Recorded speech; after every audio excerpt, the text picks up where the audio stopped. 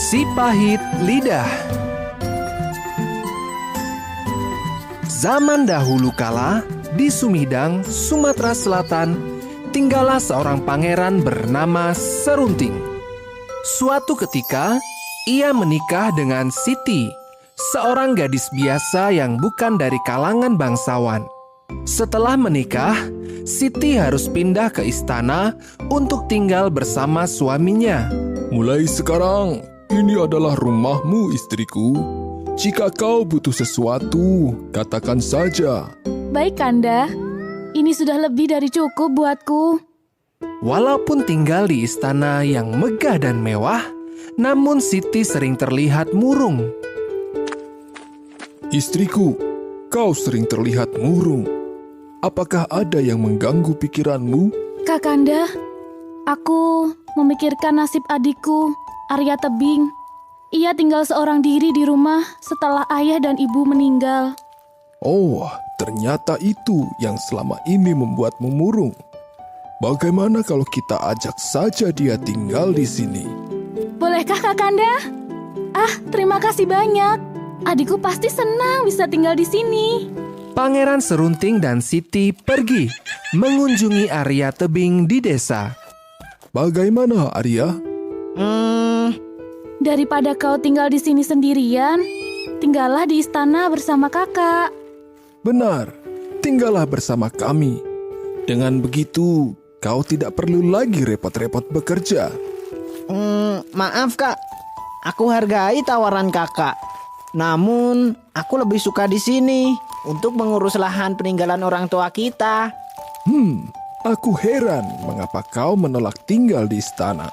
Tapi, jika ini keputusan Arya, mau bagaimana lagi? Kakak jangan khawatir, aku pasti baik-baik saja. Oh iya, mungkin Kak Serunting mau lihat kebun di belakang? Tentu. Mereka pun menuju ke lahan belakang rumah. Nah, Kak, ini lahan peninggalan orang tua kita. Sesuai amanat ayah dan ibu, lahan ini akan kita bagi dua. Yang setengah untuk Kak Siti, dan setengahnya lagi untukku. Kebun ini lumayan luas ya. Bagaimana kalau kita tanam batang pohon sebagai pembatas? Buat apa, Kanda? Biarlah Arya saja yang mengelola. Hanya sebagai tanda saja, istriku, supaya lebih jelas bahwa bagian ini milik kita. Boleh saja, akan kucarikan batang pohon sebagai pembatas. Akhirnya, ditancapkanlah sebatang pohon sebagai pembatas lahan. Di satu sisi milik Arya Tebing, sementara di sisi lainnya milik Siti dan Pangeran Serunting tentunya. Waktu berlalu dengan cepat, hingga suatu ketika, sebuah keajaiban terjadi. Di batang pohon itu tumbuh jamur berwarna emas. Namun, jamur emas itu hanya tumbuh di bagian kayu yang mengarah lahan milik Arya Tebing. Sementara di bagian milik Siti, hanya ditumbuhi jamur biasa. Wuhuu, jamur emas! Aku akan kaya! Hal ini membuat Pangeran Serunting merasa iri. Arya Tebing, kau pasti telah berbuat curang. Kau pasti telah membalikkan batang pohon sehingga jamur emas itu mengarah di kebunmu. Hah? Apa maksud kakak? Aku tidak pernah melakukan itu. Halah, kau pasti berbohong. Banyak alasan kau. Tapi kak... Jika kau berani, ayo lawan aku.